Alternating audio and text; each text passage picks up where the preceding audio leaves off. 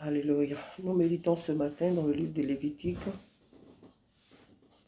Lévitique chapitre 20, à partir du verset 22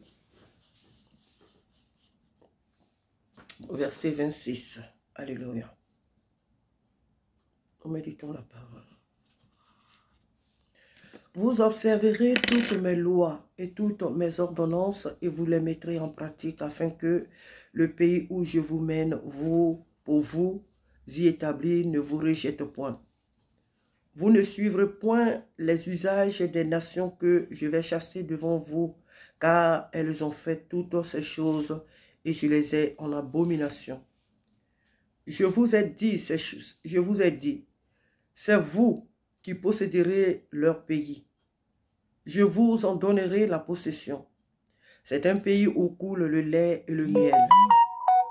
Je suis l'Éternel, votre Dieu, qui vous est séparé des peuples. Vous observerez la distinction entre les animaux purs et impurs, entre les oiseaux purs et impurs, afin de ne pas rendre vos personnes abominables par des animaux, par des oiseaux, par tous les reptiles de la terre que je vous ai appris à distinguer comme impurs. Vous serez saints pour moi, car je suis saint, moi l'Éternel. Je vous ai séparés des peuples afin que vous soyez à moi. Amen. Alors, ici, ce matin, la parole de Dieu nous est donnée. Ça fait depuis plus de 2000 ans que la voix de l'Éternel s'est fait entendre à nos oreilles. Elle s'est révélée à nos pères en leur donnant ses prescriptions. Dieu a donné ses prescriptions à nos pères. Nos pères aujourd'hui ne vivent plus. Donc c'est à nous que cette parole ce matin s'adresse. Le Seigneur dit, vous observerez toutes mes lois et toutes mes ordonnances et vous les mettrez en pratique afin que le pays où je vous mène pour vous y établir ne vous rejette point. Afin que là où je vous envoie, vous n'ayez pas de problème. Si vous observez mes ordonnances, si vous observez mes lois, le pays là où je vous emmène, vous n'aurez pas là de problème. Combien de personnes, combien d'étrangers qui ont des problèmes dans les pays, ils pensent que oui, ce sont les fils du pays, le gouvernement, qui font des choses qui ne sont pas bien, qui les maltraitent, qui ne veulent pas leur donner des papiers, qui ne veulent pas leur donner du travail, qui ne veulent pas leur donner de bonnes maisons, des bons appartements, en tout cas qui ne veulent pas. Ce sont ces personnes-là qui ne veulent pas rendre leurs conditions de vie agréables là où ils sont. Parce qu'elles sont des étrangers, on les refoule, les gens sont racistes, les gens sont méchants et telle chose que nous connaissons, que nous voyons chaque jour. Souvent, nous croyons que la faute vient des fils des pays. Mais quand nous lisons aussi cette parole, nous pouvons comprendre que l'homme qui ne paye pas la parole de Dieu peut être confronté dans le pays étranger. L'homme qui n'obéit pas à la parole de Dieu peut être confronté à des situations difficiles. L'homme qui n'obéit pas à la parole de Dieu, qui ne se soumet pas à Dieu, peut être confronté à des situations difficiles dans le pays où il est venu. Parce que Dieu ne peut pas te dire de venir dans une nation, sachant que dans cette nation-là, tu dois avoir des papiers pour travailler. Dans cette nation-là, tu dois avoir un toit. Dans cette nation-là, tu dois vivre dignement. Dieu est-il méchant pour t'enlever de ton pays, pour te dire de quitter la terre de ton père, de tes pères, et il t'envoie sur une terre où il t'envoie pour souffrir durant des années, pour t'envoyer en enfer? Tous les enfants de Dieu, nous avons des situations, nous avons des épreuves, nous avons des difficultés. Mais nous devons comprendre que les difficultés d'un enfant de Dieu ont une fin. Mais quand ces problèmes-là prennent des proportions, alors l'enfant de Dieu doit se poser des questions. Ce n'est pas la faute du gouvernement du pays où tu es venu. Ce n'est pas la faute des fils des pays où tu es venu. Mais il faut que chacun examine sa vie. La personne doit réellement examiner sa vie. Est-ce que j'obéis vraiment à la parole de Dieu? La Bible dit que Dieu honore celui qui l'honore. Ce matin, ce n'est pas moi qui le dis. C'est la parole. Il dit, pour ne pas quoi, afin que le pays où je vous mène, pour vous y établir, ne vous rejette point. Donc, si tu es arrivé dans un pays qu'on te rapatrie, si tu es arrivé dans un pays, puis pour avoir les papiers, c'est tout un problème. Pour avoir un toit, c'est tout un problème. Le problème n'est ni du côté de Dieu, ni du côté du gouvernement de la nation où tu es venu. Il faut que toi-même, tu te remettes en cause. Il faut que toi-même, tu examines ta vie. Si réellement tu es un enfant de Dieu, tu dois examiner ta vie à la lumière de la parole de Dieu pour savoir si réellement tu marches selon, tu observes réellement la parole de Dieu. Parce que la Bible dit quoi? Que Dieu domine sur toute la terre, il domine sur toutes les nations. Et encore, quand l'Éternel approuve la voie d'un homme, il dispose favorablement ses ennemis à son égard. Donc, Dieu ne peut pas t'envoyer quelque part où tu vas vivre durant des années, des humiliations à ne point fini. Non, ce n'est pas possible. Il dit, vous ne suivrez point les usages des nations que je vais chasser devant vous, car elles ont fait toutes ces choses et je les ai en abomination. Oh, on est venu en France. En France, on ne corrige pas les enfants. En France, on ne corrige pas les enfants avec une verge. Oh non, en France, on ne fait pas ceci. Oh non, en France, on ne fait pas cela. Parce que non, cela. Non, Dieu a établi des règles. Il a établi des lois, des ordonnances que la terre entière doit observer. Et il y a des nations qui ne suivent pas ces lois-là. Il y a les lois que Dieu a établies et il y a des lois que le diable a établies pour perdre les peuples. Donc, quand tu es un enfant de Dieu, que tu arrives au milieu de ces nations, tu dois observer ta vie, ta conduite à la lumière de la parole de Dieu. Dans cette nation, on peut autoriser que les femmes, les hommes peuvent se marier sans doter leurs femmes. Parce que eux, dans leur culture, ils ne dotent pas les femmes. La Bible nous dit de doter une femme avant de l'épouser. Tu dois doter ta femme. Tu dois doter la femme que tu épouses. La Bible nous dit que les hommes ne doivent pas se tresser. Les hommes ne doivent pas avoir des cheveux longs. Mais dans cette nation-là, on autorise que les hommes aient des cheveux longs, des cheveux tressés, des oreilles percées, des nez percés, des nombrils percés. Toi, enfant de Dieu, tu ne dois pas suivre ces choses. Dans cette nation, on ordonne que les filles s'habillent de façon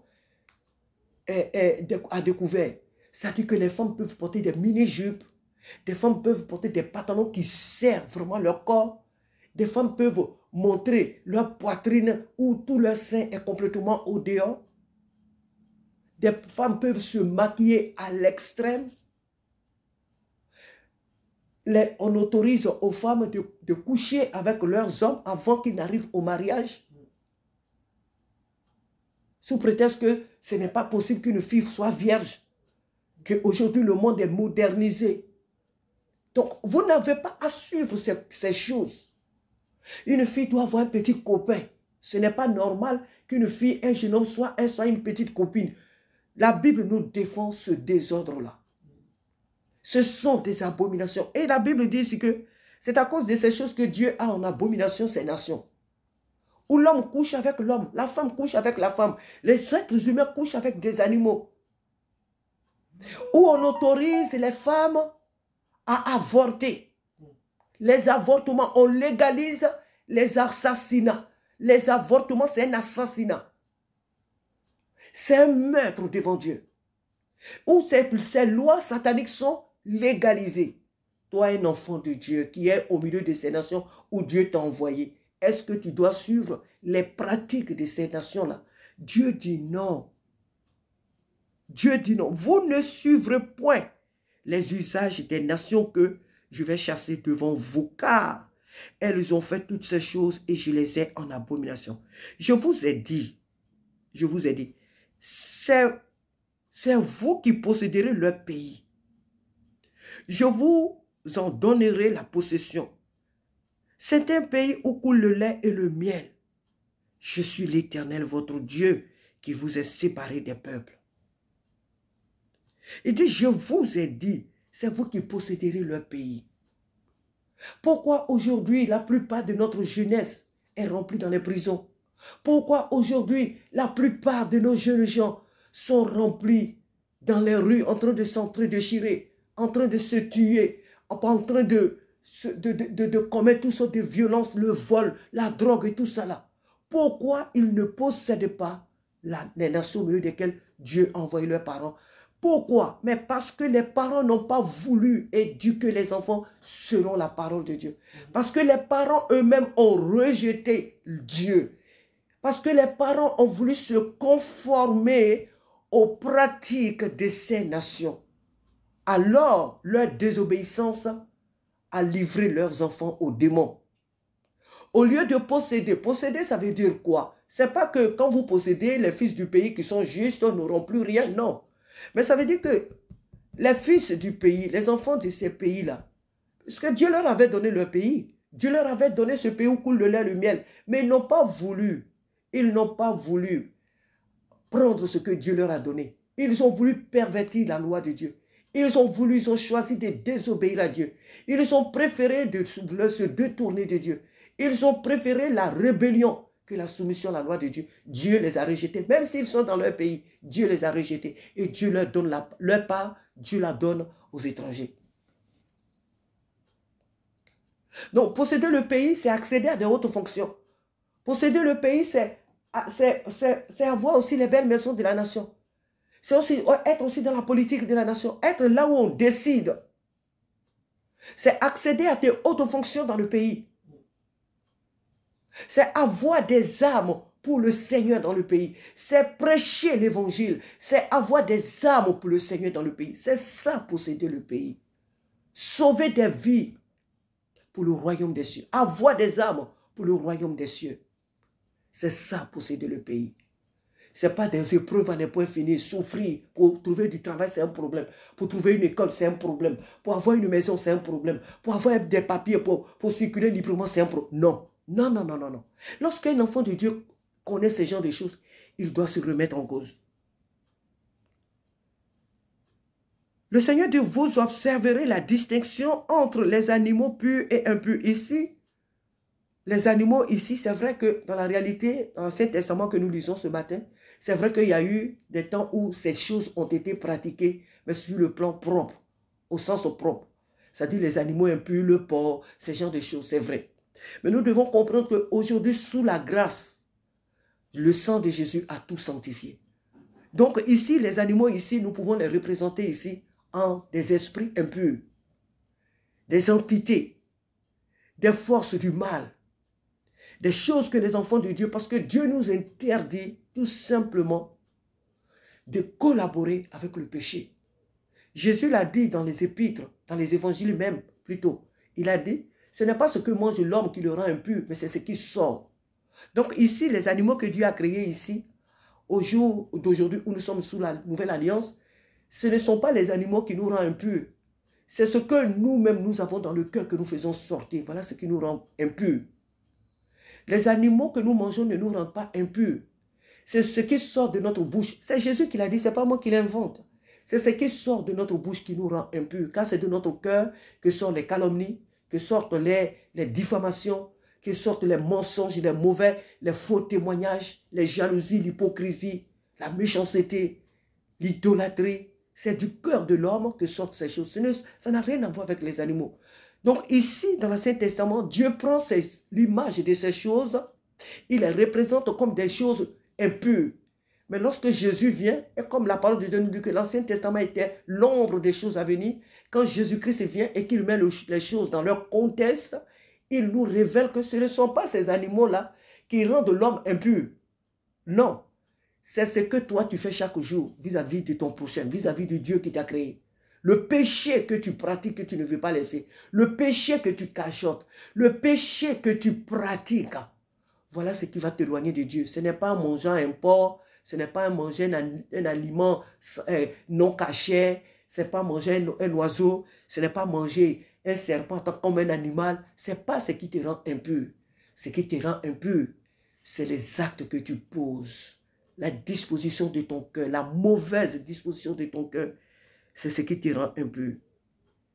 Il dit, vous observerez la distinction entre les animaux purs et impurs, entre les animaux purs et impurs, afin de ne pas rendre vos personnes abominables par des animaux, par des oiseaux, par tous les reptiles de la terre que je vous ai appris à distinguer comme impurs. Vous serez Allah. Il dit, vous serez saints pour moi, car je suis saint, moi l'Éternel. je vous ai séparés des peuples afin que vous soyez à moi. Et dit, vous serez saints, car moi l'Éternel, je suis saint. Dieu nous veut saints. Ne pratiquons pas le péché. N'excusons pas le péché. Oui, Dieu aime ce péché-là. Ce péché-là est plus grave que l'autre. Il n'y a pas un péché qui soit plus grave qu'un péché, qu'un autre péché. Tous les péchés devant Dieu sont des péchés. Jésus, il va jusqu'à nous dire qu'un homme qui a regardé une femme et qui l'a convoitée a déjà commis l'adultère avec elle. Donc pour dire que même nos regards, par notre façon d'écouter, par tout ce que nous faisons, nos paroles, tout est péché. Tu peux dire non, je ne suis pas allé chez quelqu'un pour le diffamer, je ne suis pas... Mais au téléphone, quelqu'un t'a appelé, tu as pris ton temps à écouter. Même si tu n'as rien dit, tu as écouté. Donc tu as accepté. Tu n'as pas été dans une situation, tu ne l'as pas vécu, quelqu'un t'a raconté. Et apparemment, c'est du mensonge, mais toi, tu as accepté. Tu as rendu un faux témoignage. Il y a beaucoup de choses. Donc, il y a des choses que nous croyons que non, ça, ce n'est pas péché. Mais devant Dieu, c'est un péché. Et que ce soit le péché de meurtre, que ce soit le péché du mensonge, que ce soit la convoitise, l'idolâtrie, la paresse, la gloutonnerie, l'excès des tables, et les mépris, la jalousie, et toutes sortes de choses, les faux témoignages. Tout ça, là, ça rentre dans le même bateau, devant Dieu. Le manque de respect des aînés, le manque de respect d'autrui, toutes ces choses, ça rentre dans le même bateau. Et Dieu désire que nous soyons saints. Dieu désire que nous soyons saints. Pourquoi? Parce que lui, il est saint. Dieu est saint. Et il veut que nous soyons saints. Dieu est pur. Et il veut que son peuple soit pur. Quand le Seigneur nous dit, la femme ne doit pas faire ceci, cela. L'homme ne doit pas faire ceci, cela. Nous devons immédiatement nous exercer à cela. Nous devons immédiatement fuir ce que Dieu veut que nous fuyions. Et ne pas chaque fois trouver des excuses. Il dit, je suis saint, vous serez saints.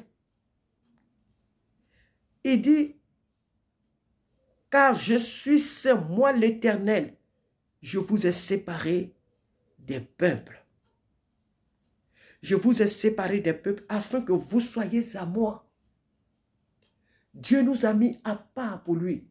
Comme il a dit à Paul et Silas, mettez-moi à part Paul, et je ne sais pas si c'est Paul et Barnabas, Paul et Silas, mettez-moi à part ces deux personnes, car je les ai choisis. Ils sont mes instruments. Nous sommes le peuple de Dieu. Nous sommes les enfants de Dieu parmi les nations. Dieu nous a choisis et il nous a mis à part pour lui. Nous n'avons pas à nous morfondre au milieu des peuples, à pratiquer ce qu'eux ils pratiquent, à faire ce qu'eux ils font. Car la Bible nous dit ce matin que, Dieu dit ce matin que, il a rejeté ces peuples. Il les a en abomination. Nous devons respecter les peuples au milieu desquels nous vivons. Nous devons les aimer. Nous devons prier pour leur salut. Nous devons leur annoncer l'évangile. Mais nous devons examiner le comportement des peuples, les pratiques des peuples à la lumière de la parole de Dieu. Si leurs pratiques ne sont pas de Dieu, nous ne devons pas être au milieu d'elles. Nous ne devons pas pratiquer. Nous ne devons pas faire comme elles. Et si le Seigneur lui-même veut que nous quittions ces peuples, ces nations, nous devons les quitter. Nous devons les quitter. Mais si Dieu nous permet de vivre au milieu d'elles, nous devons impacter ces nations-là de par la parole de Dieu. Nous ne devons pas faire ce que font ces nations, car la Bible est claire, c'est à cause de ces choses que la colère de Dieu vient sur elles, vient sur les fils de la rébellion. Que Dieu nous aide ce matin à savoir que Dieu nous a mis à part, qu'il nous a mis à part. Dieu nous a mis à part et son désir est que nous soyons saints. Parce que lui, il est saint. À lui seul soit toute la gloire. Que Dieu nous aide à savoir qu'au milieu des nations où nous nous trouvons, les épreuves, les difficultés que nous avons souvent ne sont pas de la faute. Ce n'est pas forcément la faute des nations, ni de leur gouvernement. C'est à cause de notre désobéissance que souvent nous avons des blocages, que nous avons souvent des situations difficiles au milieu d'elles. Observons la parole de Dieu. Il disposera nos ennemis à notre égard. Il inclinera le cœur à nos besoins. À Dieu, rien n'est impossible. Que Dieu soit béni ce matin pour sa parole. Que Dieu soit élevé ce matin pour sa parole. Que Dieu soit proclamé ce matin pour sa parole. Que le Saint-Esprit nous aide à honorer sa parole afin d'assujettir la part de nos ennemis, afin d'assujettir les nations qu'il nous a données, afin de posséder les nations qu'il nous a données. Éduquons nos enfants selon la parole de Dieu.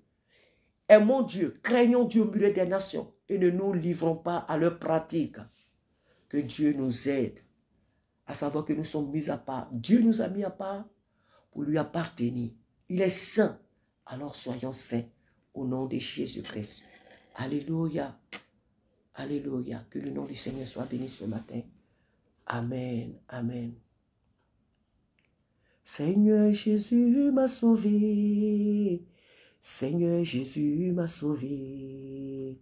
Seigneur Jésus m'a sauvé. Seigneur Jésus m'a sauvé. Alléluia.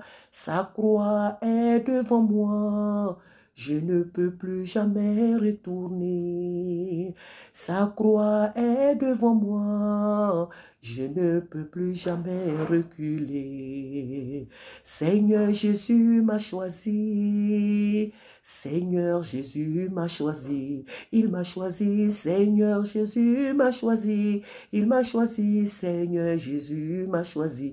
Alléluia. Sa croix est devant moi. Je ne peux plus jamais reculer. Sa croix est devant moi. Je ne peux plus jamais reculer. Amen.